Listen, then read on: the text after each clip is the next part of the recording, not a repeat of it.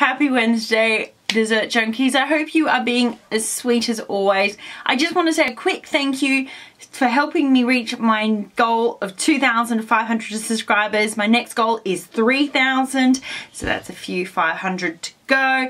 And today we reached 100,000 views.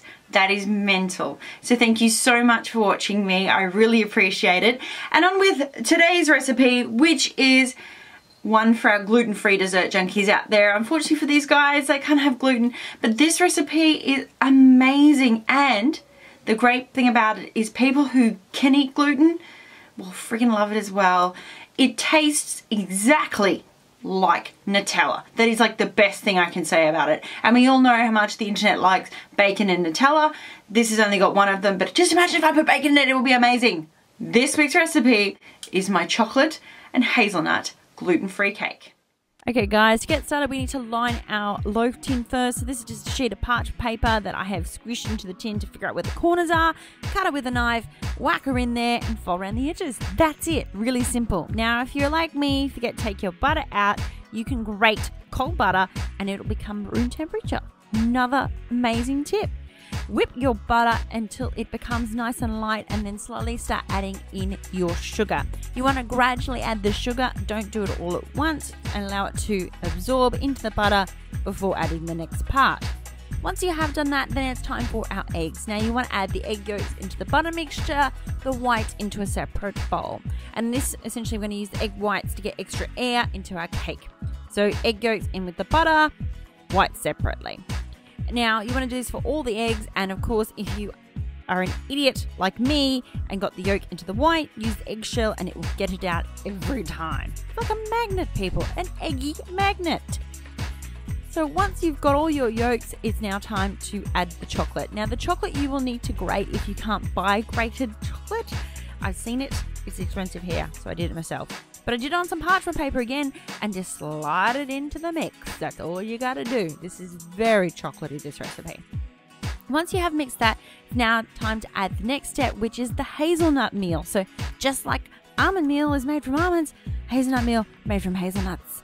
Then we've also got our milk, and then we're going to lovely combine this as well. Now the good thing about this cake, there is no gluten, so you can't really overwork it and make it tough, which is also a benefit of using gluten-free stuff. Then we've got our cocoa, I'm gonna whack in there, and then some gluten-free flour, which you can get from the health food store, gluten-free aisle of your supermarket. Of course, try and get it in the bowl, unlike me, who got it to the side. Mix that all together once it's all done. Now, a step I forgot to film, but essentially the egg whites you want to whisk until they've got soft peaks and add that into the mixture as well. So add that to the cake, and then it's time to add it to the tin. You want to gently add this in here because you've gone to all that trouble of getting air. So very gently put it into the tin, and of course make sure you do it evenly before you whack it in the oven for 50 to 55 minutes. Now, to do the icing, allow that to cool, of course, is we've got some butter, then we've got our icing sugar, of course gluten-free icing sugar, you can get gluten in your icing sugar, and then some lovely melted dark chocolate, just to push that chocolate edge just a little bit further away. Once you've added your chocolate, then all you need to do is whisk this till it is all combined, lovely and chocolatey. It is so fluffy, this chocolate icing, guys, because you're getting air in it by whipping it.